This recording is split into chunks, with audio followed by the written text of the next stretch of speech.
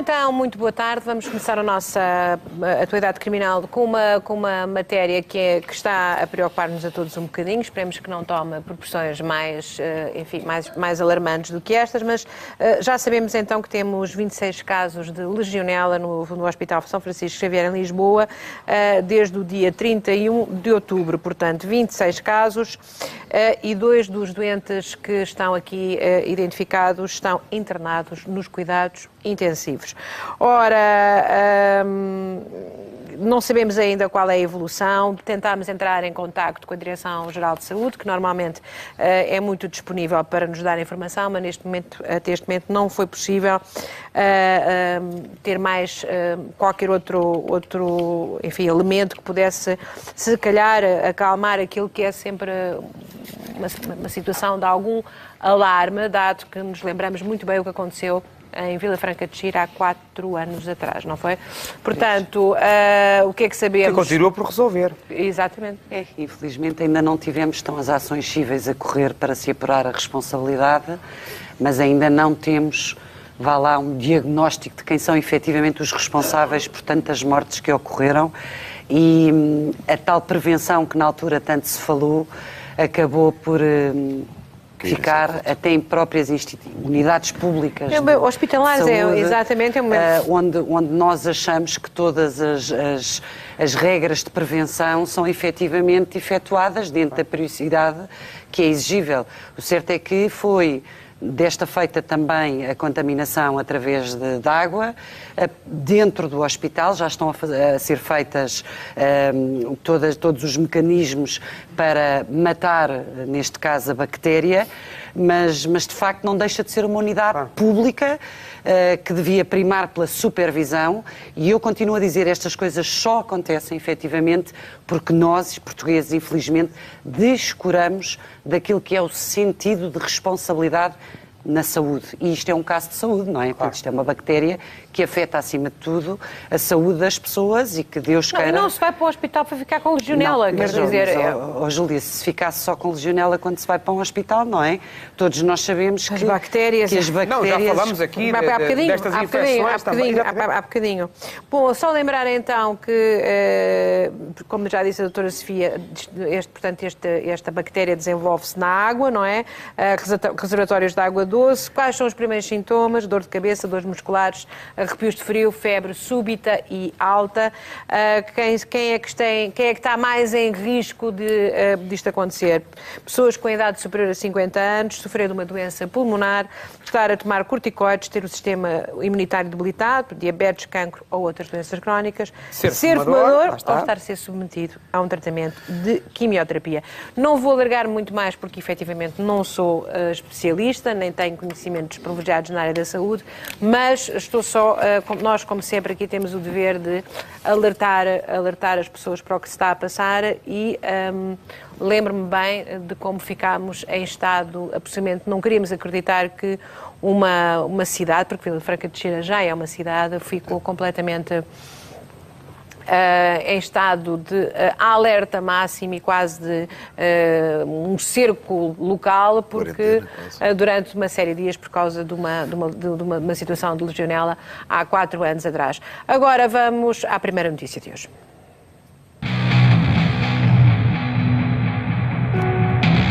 Em menos de 12 horas, o Ministério da Administração Interna mandou encerrar a discoteca Urban Beach, em Lisboa. Uma medida inédita e que acontece depois da divulgação de um vídeo que mostrava 2 jovens a serem agredidos por seguranças do estabelecimento. Os factos ocorreram na madrugada da passada quarta-feira. 2 suspeitos encontram-se já em prisão preventiva. Bom, e voltamos ao Urban Beach, onde está então o Luís Maia. Boa tarde, Luís. Boa tarde, nós estamos num local, muito perto do local onde aconteceram as agressões e onde foram também filmadas as agressões. Recordo que nas imagens captadas por esse vídeo amador vêm-se 2 jovens a ser agredidos por um grupo de seguranças que trabalharam pelo menos naquela noite na discoteca Urban Beach. Não se percebe, enfim, os episódios que antecederam estas agressões. O que se vê são 2 jovens sem hipótese de defesa a serem espancados pelo tal grupo de seguranças. Eu comigo tenho o Tenente-Coronel João Alvelos. a quem gostaria de fazer algumas perguntas acerca deste tema da segurança e da vigilância e até da violência na noite. E a primeira pergunta que lhe faço é: a noite é mesmo só álcool e testosterona? Não há maneira de evitar isto? Isto vai ser sempre assim? Não, infelizmente não é, ou melhor, felizmente não é só esse tipo de casos. Nós temos locais de diversão noturna que são seguros, são ilustradores exatamente das nossas capacidades turísticas. Infelizmente existem situações porque o próprio, digamos assim, ambiente de diversão noturna, por vezes, capacita determinado tipo de atuação que já vai extravasar, digamos assim, o objetivo único da diversão. Já mete outras situações mais... Permita-me só perguntar isto, mas a questão é, como é que se pode então evitar? Estamos a falar em vender menos álcool, mais as pessoas, ou seja, tem que haver uma maneira de dar a volta a isto, não é? Não, tem que haver uma certa, digamos assim, um certo controle para a prática dos excessos. Aliás, um indivíduo que comete excessos é facilmente visível, tem que se convidar, digamos assim, esse indivíduo a ter um comportamento mais urbano e mais cortês para que não implique, digamos, em atos de violência contra terceiros.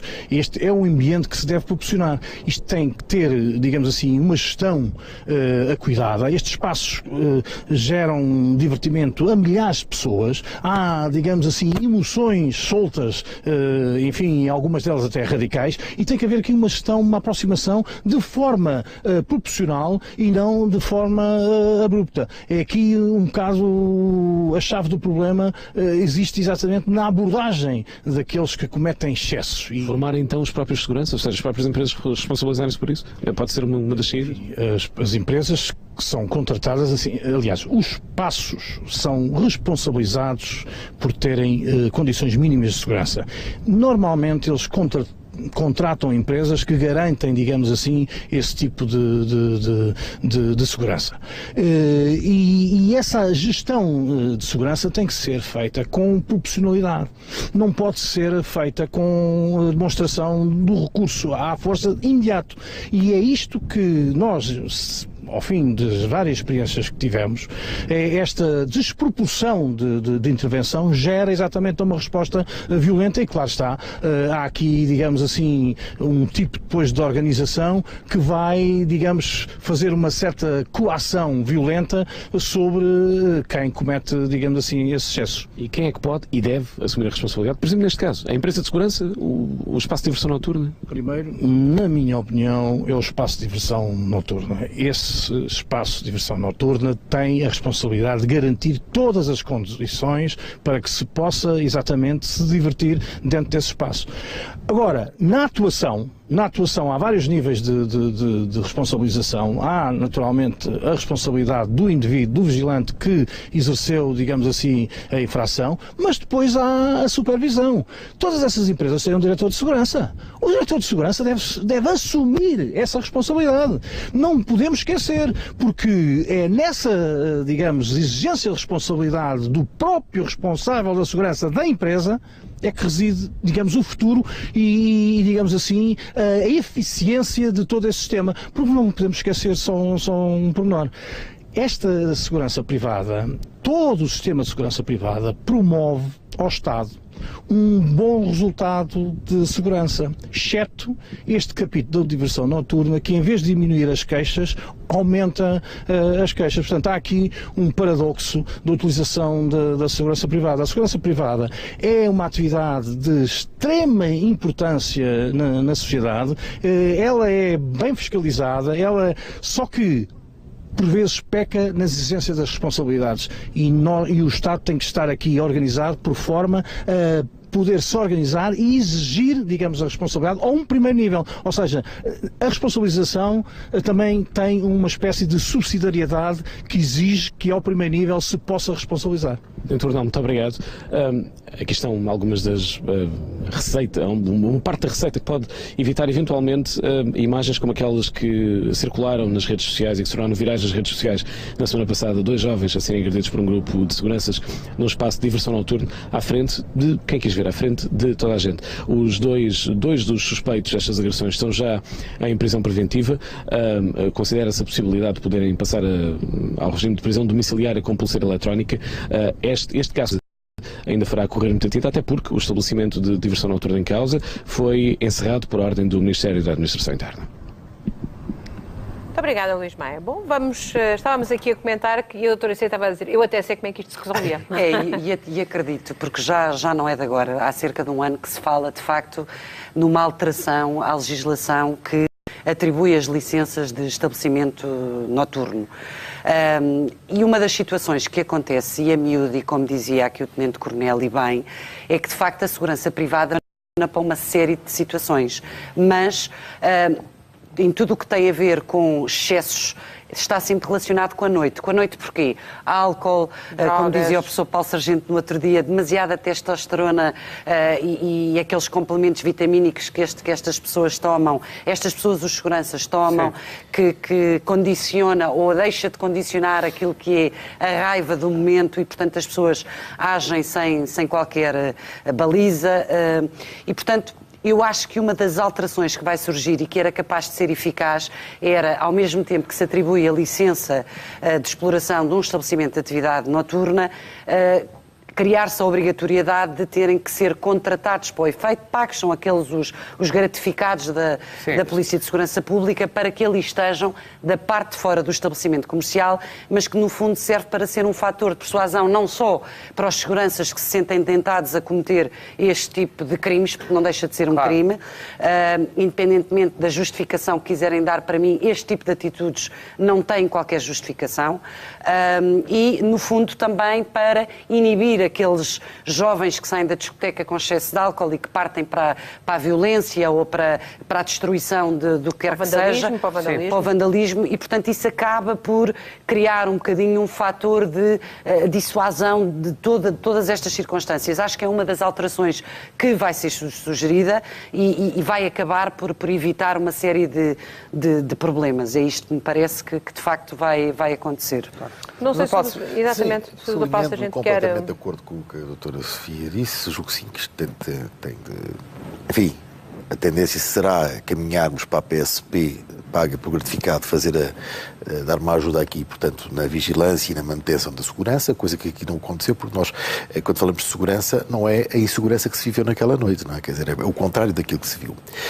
Temos também outro problema que é, do meu ponto de vista, a legislação deve integrar a obrigatoriedade destas pessoas fazerem análises regulares sobre alguns produtos que tomam. Não sei. Eu julgava que esta atividade implicava que estas pessoas de tempos a tempos tinham que ser... Isso tem a ver com medicina no trabalho. É só medicina no trabalho, não é medicina no trabalho. E a maior parte destas pessoas trabalham por regimes de avanço ou de contratos. Normalmente são recibos verdes, têm que ter autorização do Ministério da Administração Interna, o alvará, e os próprios seguranças têm que estar inscritos no Ministério da Administração Interna. Fazer lá aquele curso da Administração Interna. Bom, mas deviam de ser, de facto, avaliados, porque eu temo que muitas destas pessoas estão a tomar substâncias para outros fins, que são para fins de musculação, de ganho de peso corporal e de massa muscular, mas que afetam o sistema nervoso central de alguma forma e, em alguns casos, afetam de tal maneira que quer dizer, desinibem de alguma forma a capacidade de controle que nós temos para a violência, e em sujeitos que tenham já violência estrutural isso pode ser absolutamente desastroso. Depois, há aqui, o António Damasio deu esta semana uma série de entrevistas muito interessantes. Muito interessantes. E numa delas a parangona é: sem educação nós vamos matar-nos uns aos outros. Eu estou completamente de acordo. Quer dizer, nós também temos aqui uma parte fundamental que é a questão do civismo, do comportamento social, dessa dimensão que nós tão pouco cuidamos. Aliás, na escola cuidamos pouquíssimo, que era um lugar ótimo para a gente cuidar. No trabalho cuidamos pouquíssimo. As famílias estão completamente desorganizadas no sentido daquilo que é o paradigma do que é educar. E, portanto, nós temos de voltar aos princípios básicos do que é educar, de viver socialmente, quais são os grandes princípios, os grandes valores, que nós não estamos a promovê-los. Nós não estamos a desenvolvê-los nas pessoas. Aliás, nós estamos a esquecer e fazer disso uma tábula rasa de individualismo e de narcisismo social que é absolutamente assustador.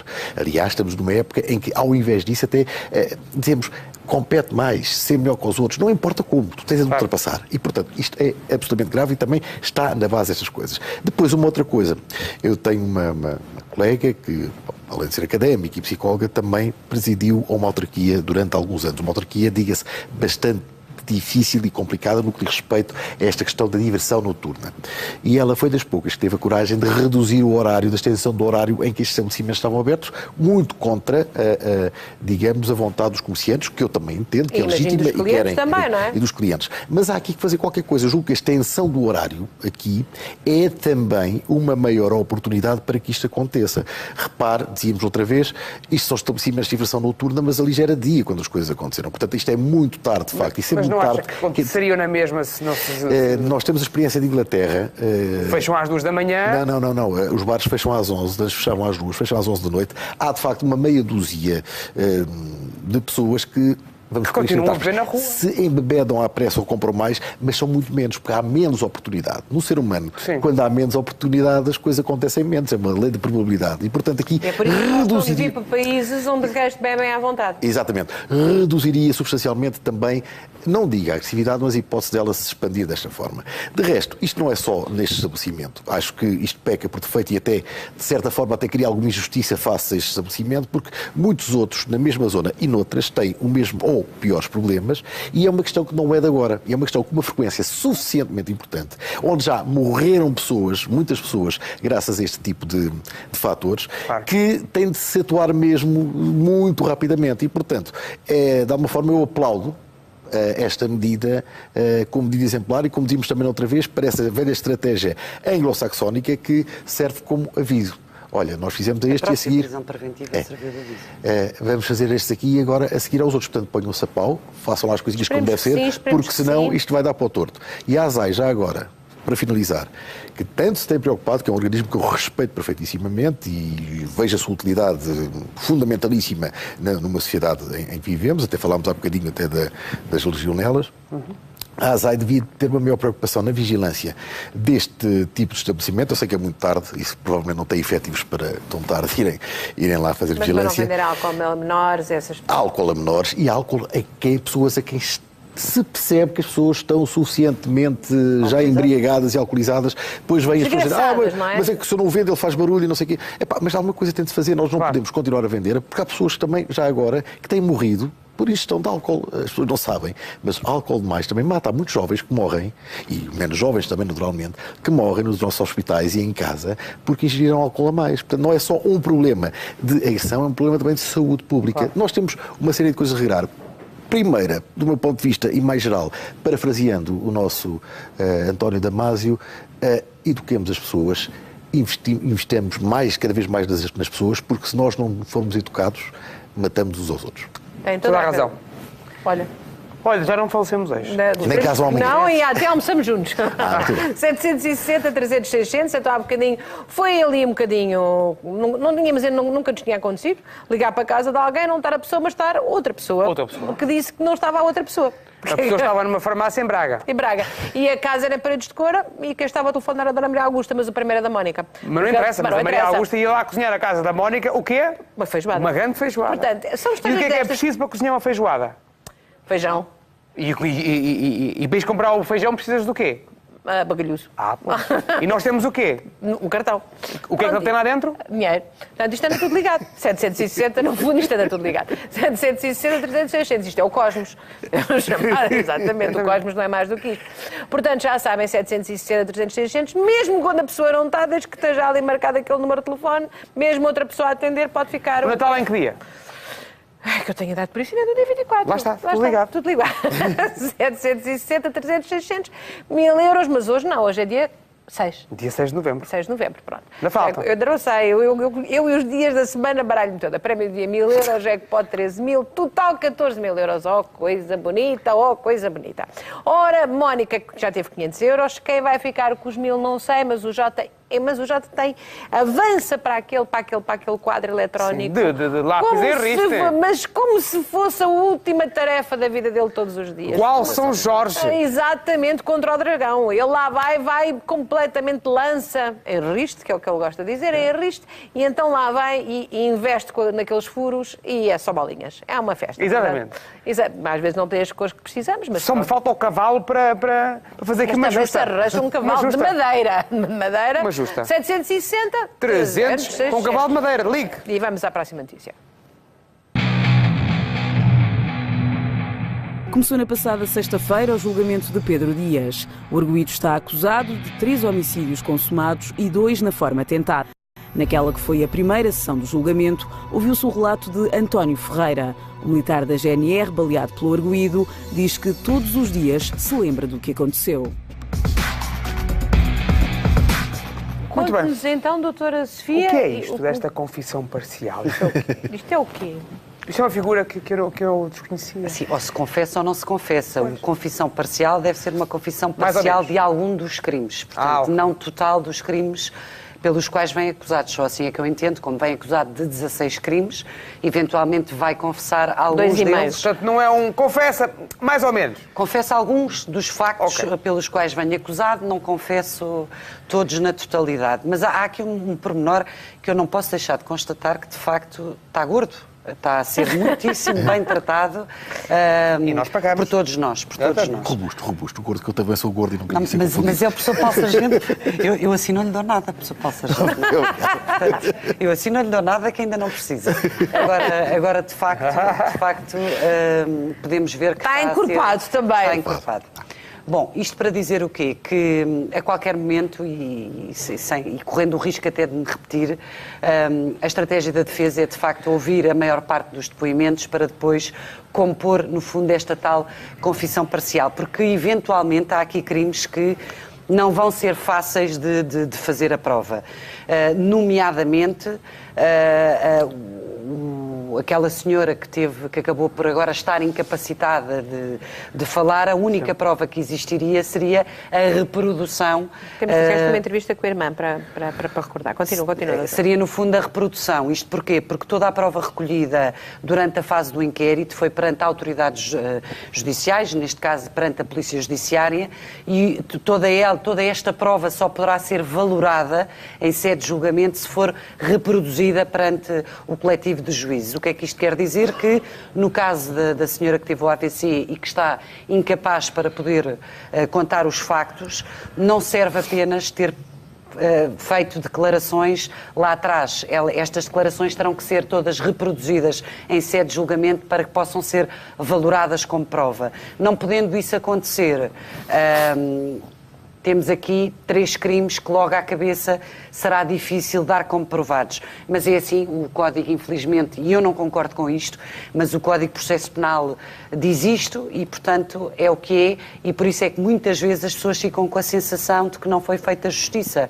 Porquê? Porque há tantas particularidades no processo penal que, se uma pessoa depôs perante uma autoridade com poderes delegados, que é a Polícia Judiciária, poderes delegados de quem? Do Ministério Público, sobre uma determinada matéria, e por azar teve um acidente ou acabou por falecer e essa prova já não pode ser valorada, é complicado as pessoas, o comum dos mortais, entender este tipo de situações. Mas é um facto. E, portanto, talvez aqui a confissão parcial tenha a ver precisamente com aquilo que a defesa vai ter a sensibilidade de perceber o que é que está provado e o que é que não está provado. Até porque a confissão, como todos nós sabemos, acaba por diminuir aquele sentimento ao juiz. Há uma confissão sem reservas, portanto, baixa um bocadinho a moldura penal. Mas eu não acredito, face à gravidade dos factos, que mesmo com uma confissão consiga apanhar menos do que o máximo do que a lei prevê. Ora, o que nós sabemos é que, de facto, só a presença do Pedro Dias na sala de audiências perturba as pessoas. Portanto, o militar da GNR não quis prestar declarações com ele presente e eu vi algumas imagens ainda de alguns familiares muito revoltados em insurgirem-se contra o carro solar. Há muita dor aqui. De qualquer das maneiras, nós fomos buscar as declarações de uma das irmãs de uma das vítimas. Isto aconteceu, portanto, uma semana depois, não é? Do primeiro crime. Pedro Dias espancou e sequestrou uma mulher em Aroca, e isto aconteceu enquanto ele se tinha refugiado em casa, numa casa de que a vítima é proprietária. A mulher ficou então, a senhora ficou com sequelas para toda a vida, e o relato é da irmã.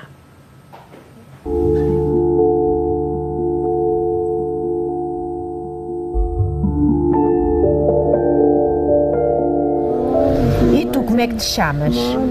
Bom dia. Não, te chamas-te Lili. Lili. A Lídia sofreu um ataque no dia 16 de outubro de 2016.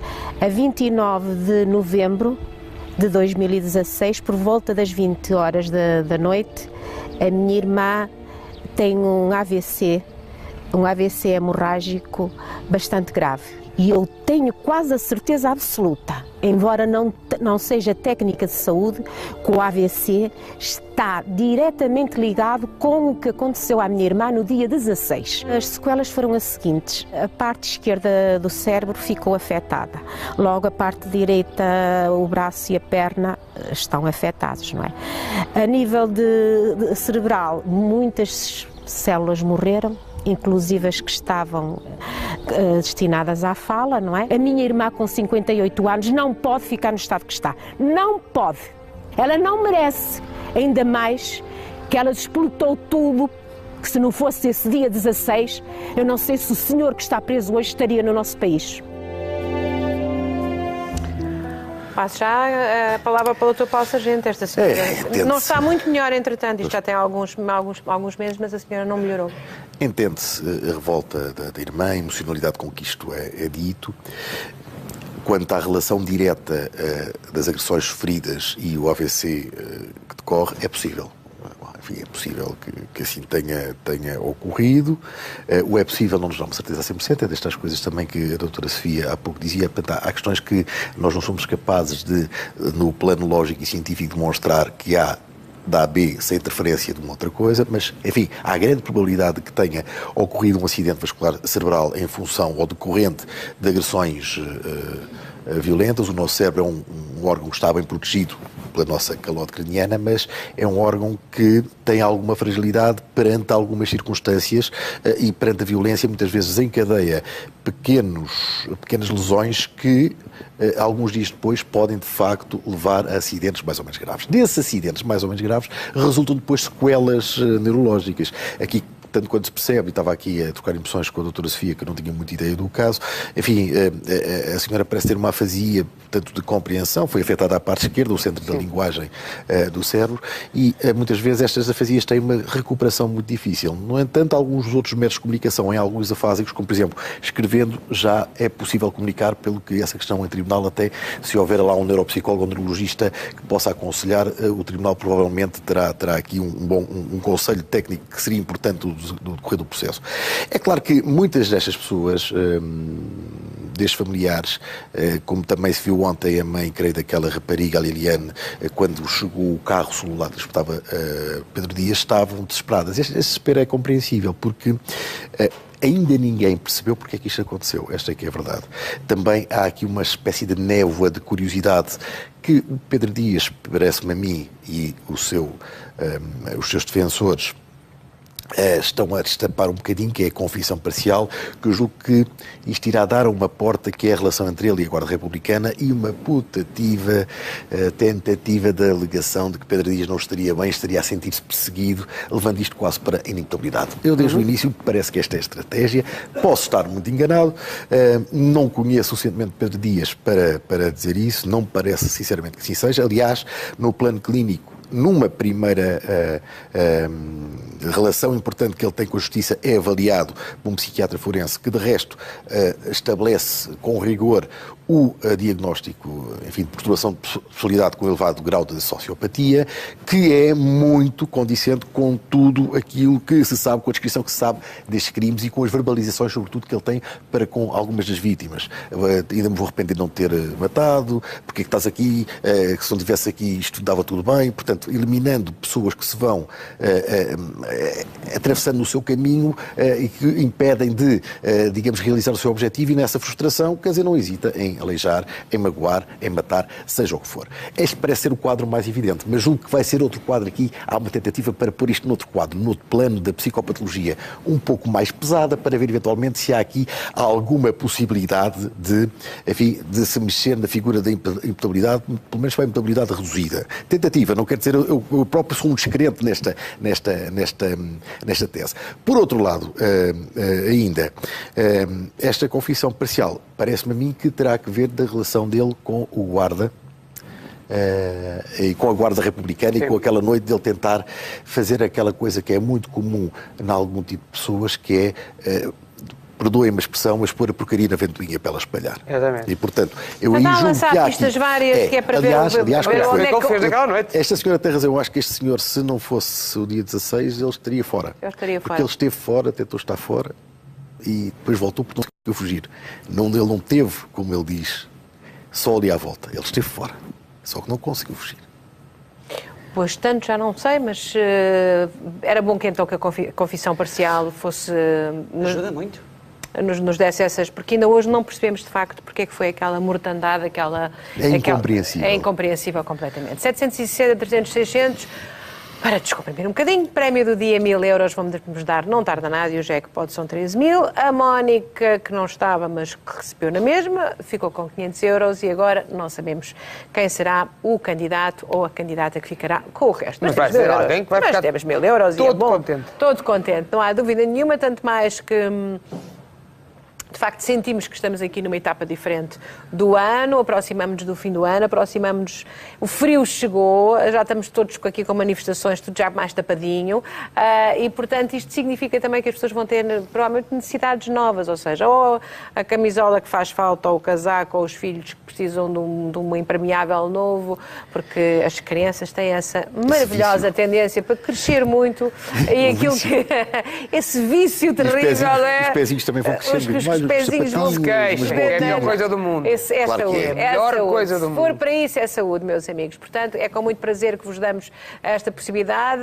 Olha, e para isso e para encher de alegria as nossas crianças, com o Natal cheio de presentes. Às vezes, bem sabemos que o orçamento familiar não permite um Natal mais feliz. Esta pode ser a solução para esse Natal que tanto precisa, você e os seus. Esta pode ser então essa ajuda, 760, 300, 600, 1000 euros vai ganhar, de certeza absoluta, se for o selecionado agora bem perto das 13. E só pelos 1000 euros, julgo eu que vale a pena ligar uma vez, pelo menos, o 760-300-600, porque só estes 1000 euros dão para fazer um Natal muito melhor. E agora, se considerar que até aos 14 mil euros temos ali alguns valores para si, ainda vale mais a pena. Portanto, ligue 760, 300, 600 e passamos ao próximo tema. Um ex-juiz de Santa Maria da Feira vai ser julgado por ter provocado um acidente de trânsito, acabando por fugir do local sem prestar assistência aos feridos. Recusou ainda fazer o teste do álcool e injuriou os militares da GNR que o detiveram. O magistrado, que já tinha cadastro por um crime idêntico, foi afastado compulsivamente pelo Conselho Superior da Magistratura. Doutora Sofia, diga de sua justiça. Vamos lá explicar melhor Mas aqui. explica o teu baralhado, um bocado baralhado. Vou explicar melhor. Portanto, este ex-juiz, porque foi na sequência deste último acidente de viação... Este último? Deste último, exatamente. Que foi convidado ou aposentado compulsivamente das suas funções de juiz. O que é que acontece? Este homem já tem um cadastro, já tem um cadastro assim vasto, tudo relacionado com condução e com acidentes de viação.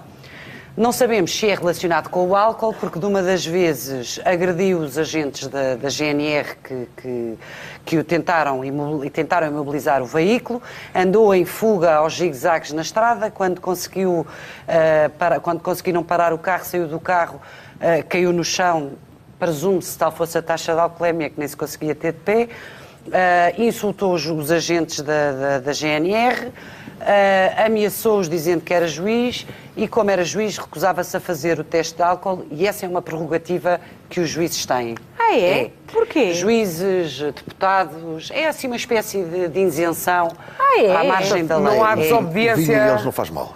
Aqui não há desobediência. Não, se for um juiz a ver, não há problema nenhum. Mas se for eu ou a Júlia, já cai o Carme e a Trindade. Portanto, no caso deles não existe crime de desobediência. Existiu o crime de desobediência porque, à ordem de parar o veículo, não parou o veículo automóvel e continuou. Portanto, foi julgado foi julgado e foi condenado pela prática de crime de ofensas corporais à integridade física, porque agrediu lá os GNRs, insultou e fez e aconteceu. Bom, levou uma pequena admoestação escrita e isto aconteceu não uma nem duas, mas 3 vezes, isto já é a 3ª vez, até que agora o Conselho Superior de Magistratura entendeu que, efetivamente, o senhor não estaria em condições de continuar a exercer a profissão. Porque, vamos lá ver, há aqui uma situação ainda mais grave que me esqueci. Noutro acidente de viação que teve, embateu num veículo automóvel e deixou feridos dentro do carro e fugiu, abandonou o local. Mas como é que esse homem podia depois estar a julgar alguém? Pois, mas hoje em dia este é que é o problema da nossa justiça, é que, à semelhança dos seguranças que deviam fazer testes médicos, os nossos juízes também deviam ser sujeitos a determinado tipo de testes, sejam eles psicológicos, olha, até do álcool. Está a ver aquelas empresas que têm a política de entrada dos trabalhadores, que é despiste de álcool e droga. Qualquer dia temos à porta dos tribunais uns balões. Isto, de facto... Deixe-me só dizer que há aqui um balão de felicidade que se está a extinguir, que é 1 minuto e 7 para terminar aqui o nosso jogo. Eu peço imensa desculpa, acabei de ler aqui um comentário muito indignado de alguém, mas vou ter que o fazer na mesma, 760, 300, 600. Eu sei que as pessoas acham que nós somos muito exigentes, mas é nossa obrigação e faz parte dos nossos deveres fazê-lo.